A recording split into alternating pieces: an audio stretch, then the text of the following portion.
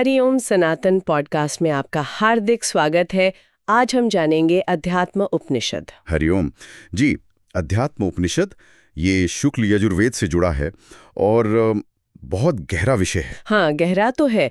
ये हमें हमारे अंतरतम स्वरूप मतलब हमारी आत्मा के बारे में बताता है, जिसे परमात्मा का ही अंश कहा गया है। बिल्कुल। ये उपनिषद आत्मा के रहस्यों को उजागर करता है कि वो क्या है, कैसे काम करती है, या शायद कहना चाहिए कैसे वो अकरता है। सही कहा। तो आज हम कोशिश करेंगे इसी उपनिषद के जो मूल संदेश है उन्हें समझने की, जैसे आत्मा आखिर है क्या। हाँ। और ये जो हम मैं करते हैं, ये हमारे शरीर, मन और अहंकार से कैसे अलग है। और सबसे बड़ी बात, क्या इस ज्ञान से क्या सच में मुक्ति, जिसे जीवन मुक्ति कहते हैं, वो मिल सकती है। हाँ, यही मूल प्रश्न है। तो आज की चर्चा समझ लीजिए दो मित्र जैसे बात कर रहे हों, इस प्राचीन ज्ञान को साथ मिलकर टटोल रहे हों। बिल्कुल। चलिए शुरू करते हैं। पहला सवाल तो यही आता है मन में कि ये जो सत्य है, आत्मा का सत्य, अगर वो इतना पास है तो हमें महसूस क्यों नहीं होता आसानी से। उपनिषद कहता है हृदय की तैयारी जरूरी है। इसका क्या मतलब है? ये बहुत अच्छा सवाल है। देखिए, सत्य तो हमेशा मौजूद है, जैसे सूरज, वो तो चमक रहा है। हाँ। पर अगर हमने आंखें बंद कर रखी हैं या पात्र को उल्टा रखा है तो उसमें जल कैसे भरेगा। हृदय की तैयारी का मतलब है ग्रहणशीलता, एक खुलापन। अच्छा। कल्पना कीजिए, जैसे आपने शुरू में कहा कि साक्षात बुद्ध या कृष्ण हमारे सामने हो, पर अगर हमारे भीतर सुनने की, समझने की तैयारी ही नहीं है तो ज्ञान आकर भी चला जाएगा। बिल्कुल, वो अमृत भी व्यर्थ हो जाएगा। हम स्रोत के पास बैठकर भी प्यासे रह जाएंगे। हृदय का खुला होना, पात्र का सीधा होना बहुत जरूरी है। और ये अंतरात्मा, जिसे उपनिषद परमात्मा या नारायण कह रहा है, उसका स्वरूप कैसा बताया है? वो जो सबके भीतर है पर जिसे कोई जानता नहीं। उपनिषद उसे नारायण के रूप में बताता है। वो परमात्मा सबके भीतर रहते हुए भी सबसे परे है। एक श्लोक है इसमें, यस्य मनः शरीरम यम मनो न वेद। हाँ। मतलब जिसका शरीर मन है, पर जो मन के भीतर विचरते हैं और मन उनको नहीं जानता। फिर आगे कहते हैं, यस्य मृत्युर शरीरम यम मृत्युर्न वेद। जिसका शरीर मृत्यु है पर मृत्यु भी उसे नहीं जानती। हाँ, वही। स एषा सर्वभूतांतरात्मा अपहत पात्मा दिव्यो देव नारायणः। वही सबकी अंतरात्मा है, निष्पाप दिव्य देव नारायण। वो हमारे इतने करीब हैं, हमारी सांसों में, पर इतने गूढ़ कि बुद्धि पकड़ नहीं पाती। तो फिर ये जो भ्रांति है, ये जो हम अनुभव नहीं कर पाते, इसकी जड़ क्या है? उपनिषद में अध्यास शब्द आता है, शायद ये वही है। बिल्कुल सही पकड़ा आपने। अध्यास, यही वो गांठ है जिसे खोलना है। उपनिषद कहता है, अहम समिति यो भावो देहाक्षाद्यनात्मनि अध्यासो यम निरस्तव्यो विदुषा ब्रह्मनिष्ठया। इसका अर्थ क्या हुआ? इसका मतलब है, ये जो अनात्म चीजें हैं, जैसे ये हमारा शरीर, हमारी इंद्रियां, मन, बुद्धि, ये सब तो हम नहीं हैं। नहीं है। पर इन पर मैं और मेरा का भाव रख लेना। जैसे मैं शरीर हूं, मैं मन हूं, ये मेरा विचार है। यही अध्यास है। अच्छा, एक तरह का आरोपण। हाँ बिल्कुल, एक गलत पहचान। और इसे हटाने का तरीका क्या है? ब्रह्म में निष्ठा, ये जानना कि मैं ब्रह्म हूं, शरीर या मन नहीं। ये जो मैं और मेरा का भाव है, अध्यास, ये तो सीधे सीधे अहंकार और वासना से जुड़ा लगता है। हाँ, जुड़ा है। वासना के बारे में उपनिषद क्या कहता है? ये इच्छाएं क्यों उठती हैं? देखिए, वासना का जो मूल मनोविज्ञान है, वो है दूरी मिटाने की कोशिश। दूरी मिटाना कैसे? हमें जिस चीज से दूरी महसूस होती है, लगता है कि वो हमारे पास नहीं है, हम उसे पाना चाहते हैं। जैसे धन नहीं है तो धन की वासना, पद नहीं है तो पद की वासना, शक्ति चाहिए तो उसकी वासना। हम उस दूरी को मिटाना चाहते हैं। ठीक है। पर परमात्मा से, आत्मा से हमारी कोई दूरी है ही नहीं। वो तो हम स्वयं हैं। हाँ, वो तो भीतर ही है। बिल्कुल। तो उसकी सच्ची वासना हो ही नहीं सकती। जो वासना परमात्मा के नाम पर भी उठती है, वो असल में किसी और चीज की होती है। मतलब हम शायद शक्ति मांग रहे होते हैं, या सिद्धियां, या स्वर्ग का सुख। नाम परमात्मा का लेते हैं, पर इच्छा कुछ और होती है। ये वासना नहीं, ये दूरी का भ्रम है जिसे हम मिटाना चाह रहे हैं। इसका वो मिदास राजा वाला उदाहरण बहुत मशहूर है ना? हाँ, मिदास का बहुत सटीक उदाहरण है। वरदान मांगा कि जो छू लूं सोना हो जाए, और सब कुछ सोना होने लगा। हाँ, पानी सोना, खाना सोना, यहाँ तक कि अपनी बेटी को छुआ तो वो भी सोने की मूर्ति बन गई। उफ। भूख प्यास से तड़पने लगा, वरदान ही अभिशाप बन गया। यही होता है सांसारिक वासनाओं का। हम जिसे पाने के लिए तड़पते हैं, पाकर उसकी कीमत खो देते हैं। सही कहा। दूर के ढोल सुहावने। बिल्कुल। और अहंकार, ये कैसे काम करता है? ये अध्यास को कैसे मजबूत करता है? अहंकार वो खुद को खास दिखाने की कोशिश है। मैं कुछ अलग हूं, मैंने ये किया। जैसे चांद पर झंडा गाड़ना। हाँ, कह सकते हैं। वो मैं का विस्तार है। और दूसरा रूप है मेरा। मेरा घर, मेरी गाड़ी, मेरा परिवार, मेरे विचार, मेरी मान्यताएं। हाँ, वो भी। ये सब मेरापन भी अहंकार का ही फैलाव है। हम चीजों से, विचारों से अपनी पहचान जोड़ लेते हैं। जबकि सच तो ये है कि जिसे हम मेरा घर कहते हैं वो हमसे पहले भी था और हमारे बाद भी रहेगा। और हमारे विचार भी तो कहीं ना कहीं से लिए हुए ही होते हैं ज्यादातर। बिल्कुल, मौलिक कहाँ होते हैं। इसीलिए उपनिषद निर्वासन पर जोर देता है। निर्वासन मतलब वासनाओं से मुक्ति। हाँ, वासना रहित होना। जब संसार की चीजों में कुछ पाने लायक नहीं लगता, जब समझ आता है कि सब अस्थायी है, सारहीन है, तब हमारी नजर बाहर से हटकर भीतर मुड़ती है। अच्छा। वासना हमें बाहर भटकाती है, निर्वासन हमें भीतर लाता है, अपने असली स्वरूप के पास। ये भीतर मुड़ने की बात, ये आत्मा और शरीर के सच को समझने से शायद और साफ होती है। उपनिषद शरीर के बारे में क्या कहता है? बहुत कठोर भाषा का प्रयोग है शायद। हाँ, भाषा थोड़ी कठोर लग सकती है, पर उसका उद्देश्य आसक्ति तोड़ना है। उपनिषद कहता है, माता पितृमलोद्भूतम मलम समयम वपुः त्यक्त्वा चांडालवद्दूरम ब्रह्म भूया कृति भव। इसका मतलब ये शरीर माता पिता के रजवीर्य रूपी मल से बनाए। ये खुद मल, मूत्र, मांस, रक्त का थैला है, पृथ्वी का हिस्सा है, मिट्टी में मिल जाएगा, नश्वर है। तो इसे चांडाल की तरह दूर त्यागने योग्य समझकर, यानी इससे अपनी पहचान हटाकर ब्रह्म स्वरूप बनने की कोशिश करनी चाहिए। त्यागने का मतलब इससे नफरत करना नहीं? नहीं, नफरत नहीं। बस इससे जो हमने मैं जोड़ रखा है उसे हटाना है।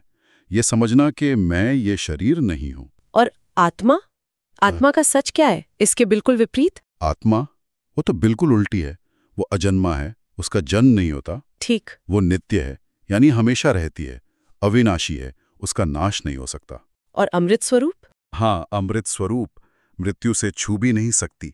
और वो शरीर के भीतर ही है, पर शरीर उसे जानता नहीं। जैसे कपड़े पहनने वाले को जानते हैं, पर पहनने वाला कपड़ों को उतना नहीं जानता। तो फिर मृत्यु क्या है? अगर आत्मा मरती नहीं और शरीर तो जड़ है, तो मरता कौन है?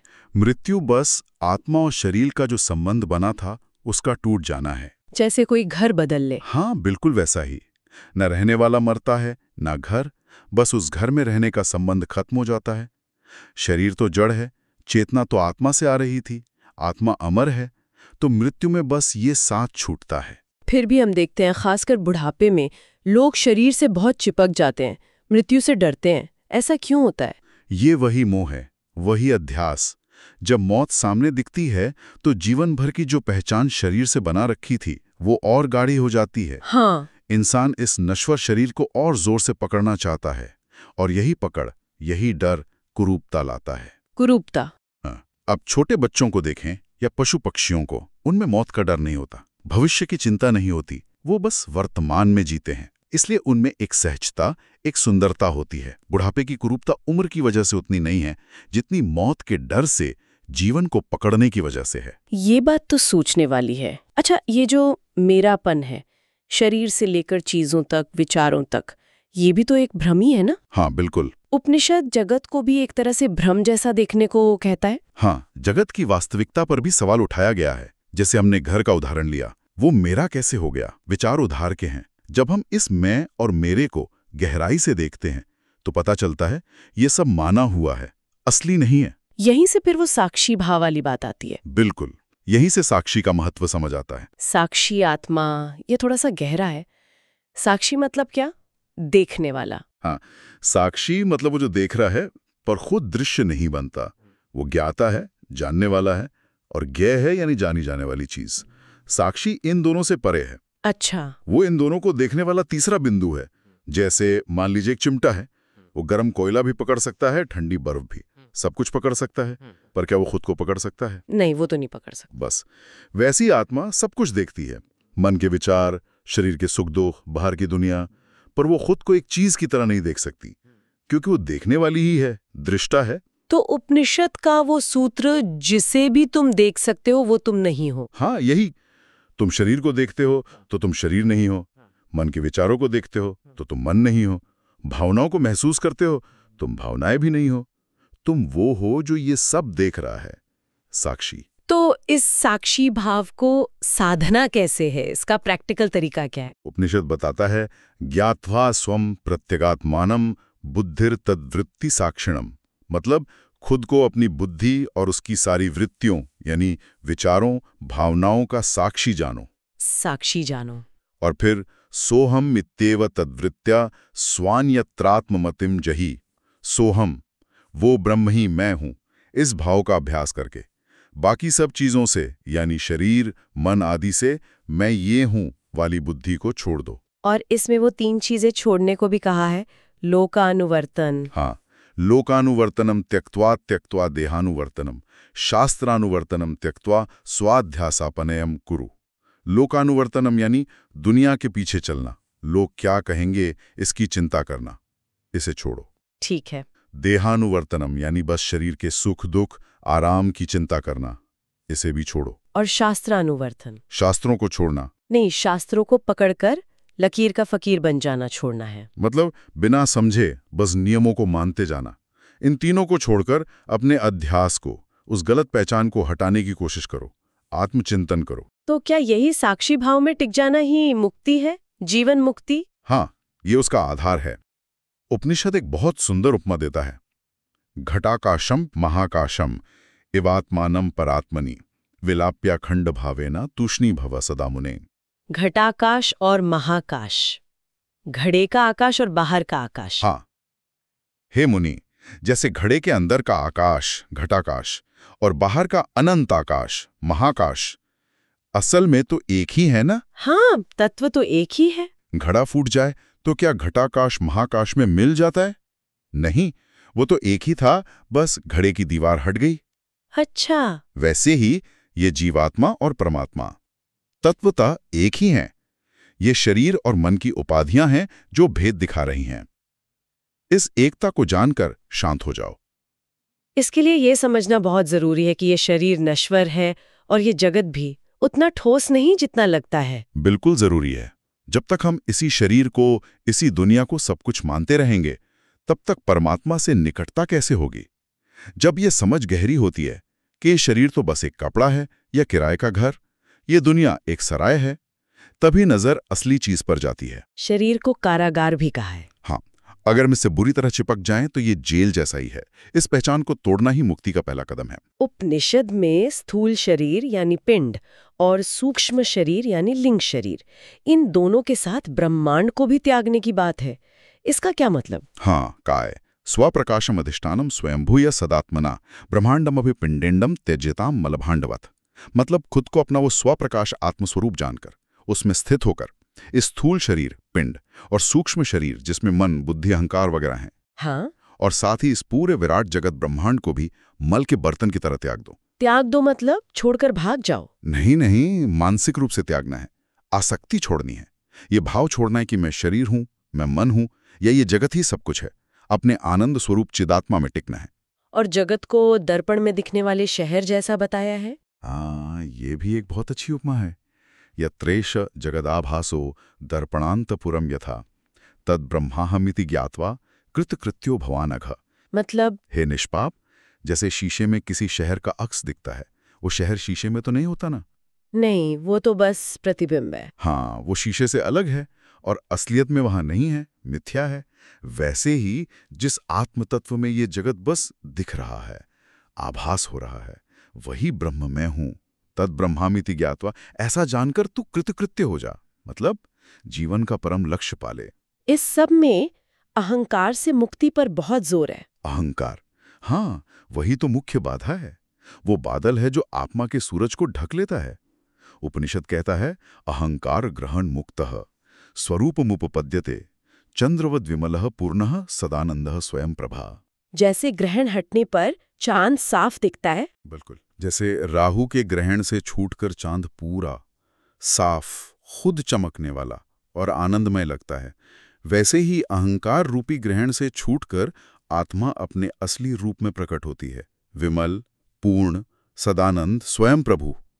जब तक ये मैं करता हूँ, मैं भोगता हूँ, मैं खास हूँ, ये भाव रहेगा, तब तक अपना असली स्वरूप कैसे दिखेगा? तो इस ज्ञान तक पहुंचने का, इस मुक्ति तक जाने का कोई क्रम, कोई स्टेप्स बताए हैं? हाँ, एक स्वाभाविक क्रम बताया है। वैराग्यस्य फलम बोधो, बोधस्योपरति ही फलम, स्वानंदानुभावा शांति ही, रेशेवोपरति ही फलम। वैराग्य से बोध। हाँ, सबसे पहले वैराग्य आता है। दुनिया की चीजों को नश्वर, दुख देने वाला देखकर मन उनसे हटता है। ठीक। वैराग्य का फल है बोध, यानी आत्मज्ञान की प्यास जगती है। गुरु से सुनते हैं, मनन करते हैं, ज्ञान होता है। ज्ञान का फल उपरति। हाँ, उपरति मतलब मन की चंचलता शांत होती है। दुनिया की चीजों से अपने आप मन हट जाता है, खींचना नहीं पड़ता। और उपरति का फल शांति। जी, वो शांति जो अपने ही आनंद स्वरूप आत्मा को अनुभव करने से मिलती है, स्व आनंद का अनुभव। यही परम शांति, यही मुक्ति है। और वो महावाक्य तत्त्वम् असि, वह तुम हो, इसका रहस्य कैसे समझाया है? उपनिषद कहता है कि तत् यानी वह, उसका मतलब है वो परोक्ष ईश्वर जो माया की उपाधि से ढका हुआ सा लगता है। अच्छा। और त्वम यानी तुम, उसका मतलब है ये प्रत्यक्ष जीवात्मा जो अविद्या यानी अज्ञान की उपाधि से ढका लगता है। जब हम इन दोनों उपाधियों को, ईश्वर की माया और जीव के अज्ञान को हटाकर देखते हैं, तो जो बचता है वो एक ही है, अखंड सच्चिदानंद परब्रह्म।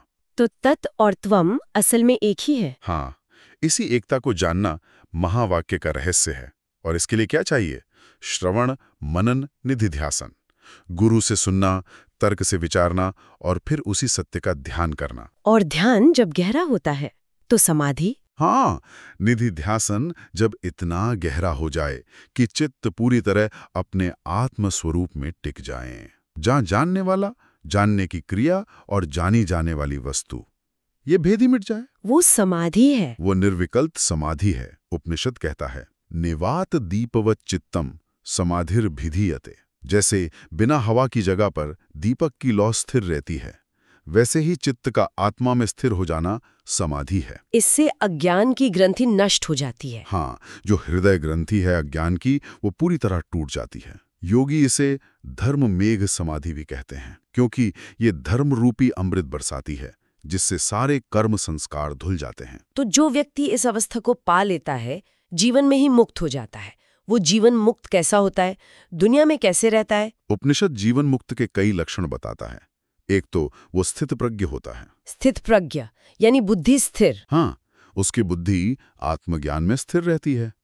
दुनिया के सुख दुख, मान अपमान से वो हिलता नहीं। वो अंदर से हमेशा आनंद में रहता है, चाहे बाहर कुछ भी हो रहा हो। अच्छा। वो निर्विकार रहता है, अकर्ता भोक्ता भाव में। उसे ना शरीर में मैं का भाव रहता है, न बाहर की चीजों में मेरा का। वो आत्मा, ब्रह्म और जगत को एक ही देखता है। हाँ, अभेद दृष्टि, सब एक ही सत्ता के रूप। और एक बहुत खास बात, साधु भी पूज्य मानेस्मिन् पीड्य माने अपि दुर्जने समभावो भवेद्यस्य सजीवन मुक्तिष्यते। इसका मतलब? चाहे अच्छे लोग उसकी पूजा करें या बुरे लोग उसे सताएं, दोनों हाल में जिसका मन एक जैसा रहे, शांत रहे, विचलित ना हो, वही जीवन मुक्त है। पर एक सवाल है, अगर ज्ञानी के सारे कर्म नष्ट हो जाते हैं तो प्रारब्ध कर्मों का क्या? जो कर्म फल देना शुरू कर चुके हैं, क्या जीवन मुक्त को भी वो भोगने पड़ते हैं? हाँ, ये बहुत अहम सवाल है।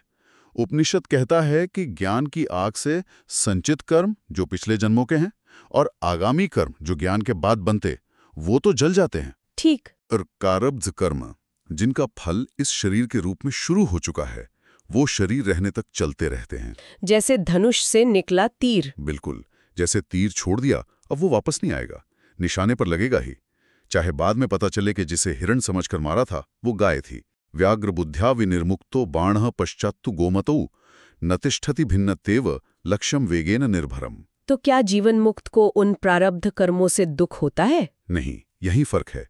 शरीर को तो सुख दुख भोगना पड़ सकता है प्रारब्ध के अनुसार, पर जीवन मुक्त उससे प्रभावित नहीं होता। क्यों?